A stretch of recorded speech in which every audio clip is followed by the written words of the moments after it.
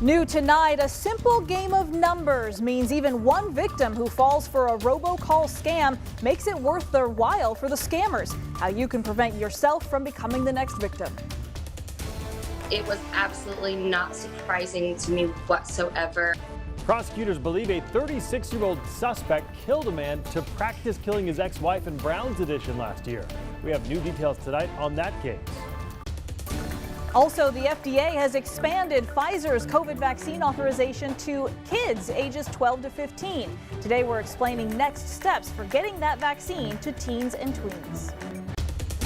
We are tracking a few showers across areas of northeastern Washington and northern Idaho. They're not going to stick around, and I've got warmer weather in your forecast next. Good evening and thank you for joining us for KREM 2 News at 6. I'm Mark Hanrahan. Welcome everyone, I'm Whitney Ward.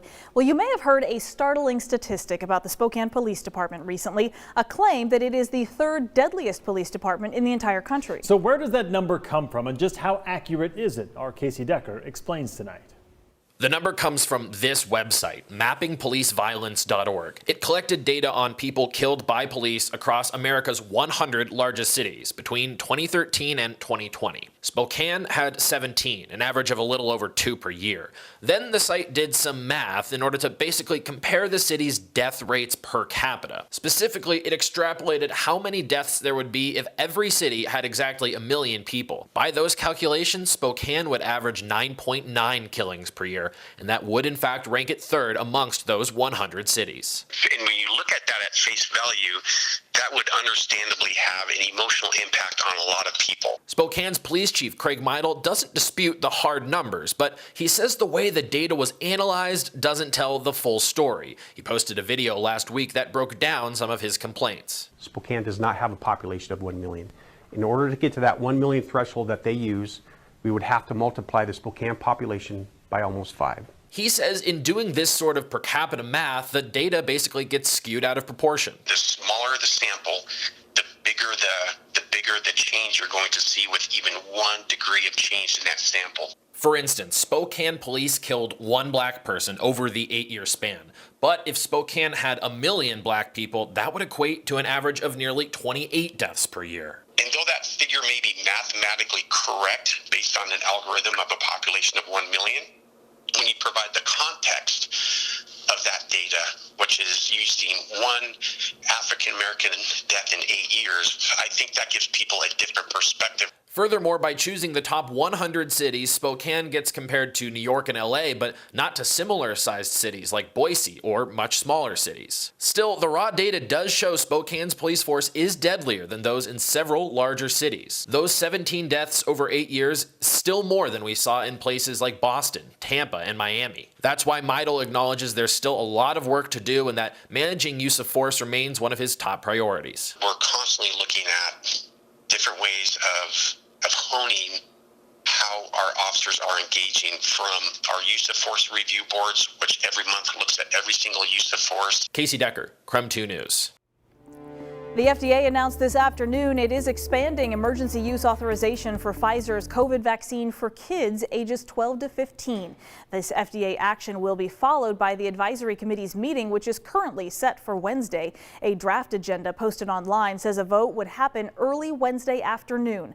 The Biden administration has said that around 15,000 pharmacy locations across the country will then quickly be able to start administering vaccines to kids as young as 12 once it is approved. Officials are also working to get more pediatricians and family doctors to offer COVID vaccines in their offices. So parents, this is a question for you. If the Pfizer vaccine is ultimately approved, would you let your 12 to 15-year-old get it? Let us know what you think. Just text your answer to 509-448-2000. In the meantime, today, hospital leaders provided an update on the state of COVID-19 cases and vaccinations across Washington. The State Hospital Association CEO, Cassie Sauer, says the state is seeing a plateau in COVID cases as well as hospitalizations. 2 weeks ago when we spoke with you, we were seeing a really sharp jump in hospitalizations across the state, and that we are still concerned for sure about the level of hospitalizations. We don't like it. It's higher than we would like, but it has not, that acceleration has declined. So we have seen kind of a plateauing of cases, it looks like. So that is good news when it comes to concerns of the fourth COVID wave here in the state. She also emphasized the fourth wave is stoppable even with new variants. Getting vaccinated, wearing a mask, and social distancing will help fight against the virus. She also said the state currently has a very large supply of vaccines that need to be used. She says compared to earlier, it is much easier now to get a vaccine and is encouraging everyone who can get one to do so. Now to tracking coronavirus here in Spokane County. The Spokane Regional Health District is reporting 98 new cases today. That brings the total number of cases to 43,078 since the start of the pandemic. No new deaths were reported, and right now 77 people are hospitalized being treated for the coronavirus.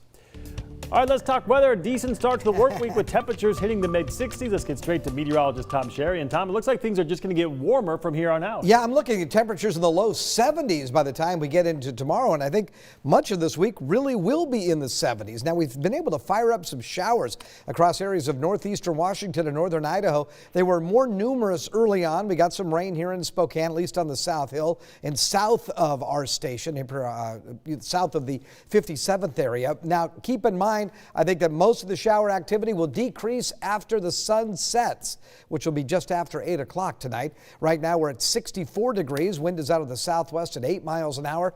Look for an overnight low of 44. There's that 72 on your Tuesday under mostly sunny skies. Chance of a few showers over the weekend, but still comfortable daytime highs in the low 70s. Don't forget, here on the 6 o'clock broadcast, we bring you a 10-day outlook. I'll have that for you coming up in just about 10 minutes. Looking forward to it, Tom. Thank you. This is National Nurses Week, so tonight we're taking a closer look at something that has made the job even more challenging for decades now, a shortage of nurses. Kayla Lafferty from our Seattle sister station took a look at the cause and how experts think that it can be solved. This nurse shortage has been around for years. It didn't start because of the pandemic, but one thing that we know is true, it's been made a whole lot worse by COVID-19. There's been a nurse shortage for decades. That's Darcy Jaffe with the Washington State Hospital Association. And if you ask her, the nurse shortage isn't coming to an end anytime soon. We do expect the shortage to continue to grow and be more substantial over the coming future. So what's the root of the issue? What's causing the nurse shortage? According to both the Hospital Association and the Washington State Nurses Association, it comes down to a lack of nursing faculty at universities. On top of that, there's small admittance numbers to nursing schools. Only about 50% of people who apply to nursing school get accepted. And lastly, burnout.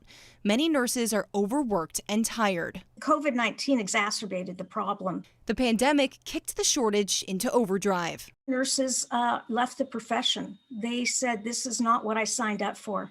They were sometimes felt not treated correctly or just completely overwhelmed. You feel like you're in a war zone, quite frankly. If you don't have the right equipment, you don't have enough staff members around you.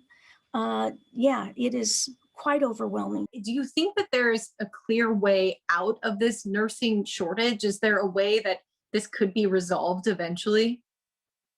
Well, as I said, I think it needs to be resolved by thinking differently about care. Healthcare is changing, and especially in the hospital. We're not going to have, as I said, we will not have enough nurses to continue to do nursing in the hospitals the way we're doing it now. We need more. We need to continue to work on the basics, right? And, increase the opportunities for qualified people to go to nursing school. Work with the middle schools and the high schools to get people more qualified to go, and particularly in our underserved areas. But if you ask a nurse, even through the hardships, there's a sense of pride. I am so proud to be a nurse, and there are so many great healthcare providers out there that are choosing to stay in the front line, giving their best. They have that compassion and that intelligence to know how to take care of them. And I'm quite proud of them.